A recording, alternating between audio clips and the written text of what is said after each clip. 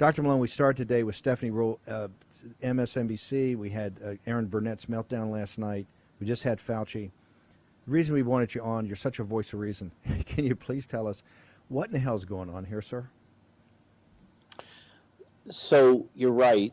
We've seen a progression of increasingly desperate and abrupt rollouts of information, beginning with Pfizer's alert a couple weeks ago that they think we were going to need to have a booster after 6 months, and Fauci reprimanding them, and then the government flip-flopping and saying that we were going to have boosters for Pfizer recipients after 6 months in elderly and immunocompromised. And then the bomb dropped last night. And I'm afraid that it's precisely what I have been concerned about and what I had spoken about on 2 different podcasts yesterday. So it's pretty ironic. What you heard Fauci say is the nasal titers are the same in vaccine recipients and unvaccinated. That's selective disclosure, apparently. Nasal titers are a very poor indicator, as opposed to blood-based titers of infectious virus. What NBC News dropped yesterday was the statement sourced from an unnamed government official that the titers in the vaccinated are actually higher than in the unvaccinated. What does this mean? And why do you suddenly see this kind of frantic scramble? This is precisely what one would see if antibody-dependent enhancement was happening. What is antibody-dependent enhancement? Briefly, it's that the vaccine causes the virus to become more infectious than would happen in the absence of vaccination, would cause the virus to replicate at higher levels than in the absence of infection. This is the vaccinologist's worst nightmare. It happened with the respiratory syncytial virus and in the 60s and caused more child deaths in vaccine recipients than unvaccinated. It happened with Dengvaxia, the dengue vaccine. And it's happened with virtually every other coronavirus vaccine development program, certainly in humans, known in history. And it's what the vaccinologists like myself have been warning about since the outset, is the risk of antibody-dependent enhancement.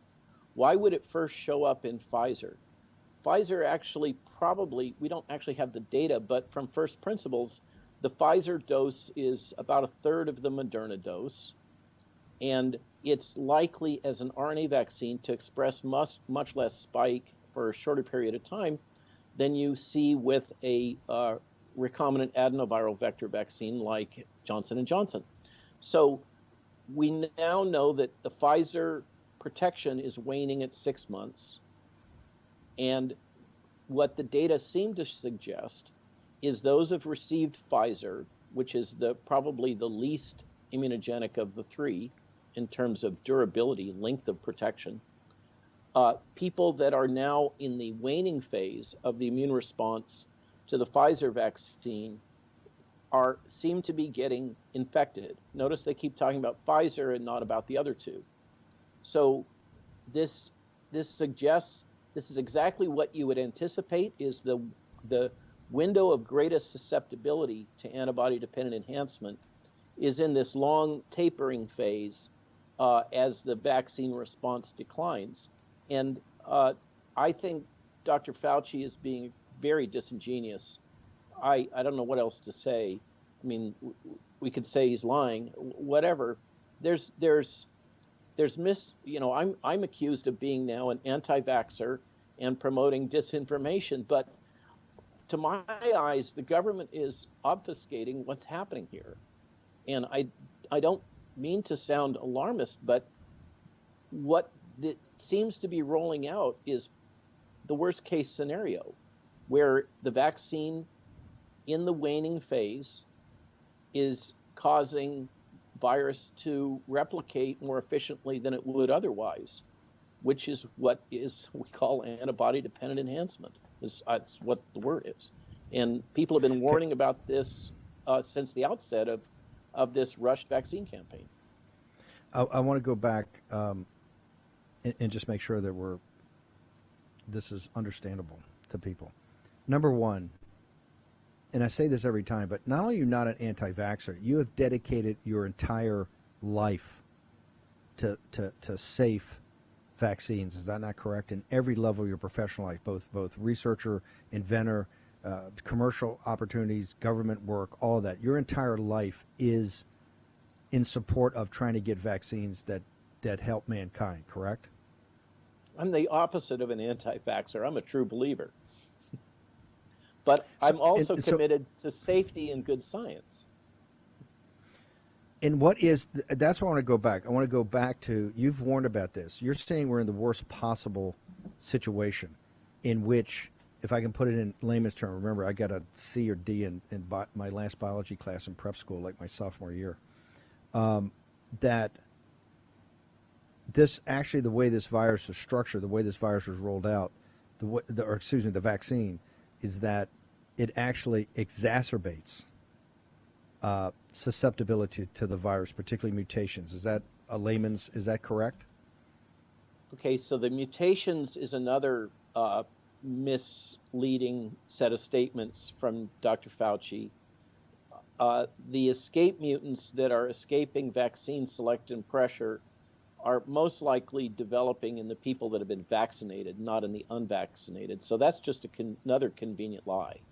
But antibody-dependent enhancement can be influenced by escape mutants, but I suspect what the data are suggesting, if they're validated. So I only have this NBC News report from an unnamed government source. But if it's easy enough to get titers in patients that have been vaccinated versus those that have not been vaccinated, that are infected with SARS-CoV-2, in this case, Delta variant. And if those data verify that the titers are higher in the blood with those that have been vaccinated compared to those that have not been vaccinated, that would be the smoking gun to demonstrate antibody-dependent enhancement of virus replication, and that would typically correlate with disease. So that's where we're at, is these preliminary signals being disclosed by unnamed government officials suggest that we're there in the worst case scenario that the vaccine community has been warning about since the beginning of the outbreak, because it's been the history of all other coronavirus vaccine development programs in humans and in most of the animals. So I don't know what else to say. This is another one of those. It looks like a duck, it walks like a duck, it quacks like a duck. It's probably a duck, but we got to prove it. If you're down in the Kennedy room, if you're in the National Security Council conference room today, and Fauci and these guys come in, they're having a discussion. We got a minute here. We'd love to hold you over. And they come around the table, and you see the evidence as you think it is. What is your recommendation to the task force about what needs to be done now, both from practical actions and messaging? Let's take the actions first. What would you recommend they do right away? We got a minute. We'll hold you over the break, but in a minute, just what actions do you think need to be taken today? If the data are consistent with ADE, we have to stop the vaccine campaign. We have to pivot to expediting as much as possible drug treatments, which have been largely blocked and suppressed at the FDA level, particularly for repurposed drugs. And it's not just my experience with the DoD that this is happening. I hear it again and again and again from other sources that if they're working on drugs, unless they're part of the active trials, which is the NIH-sponsored trials that are really paid for by Gates. Dr. Malone, hang on for a second, because we're going to bring you back. But hang on, real quickly.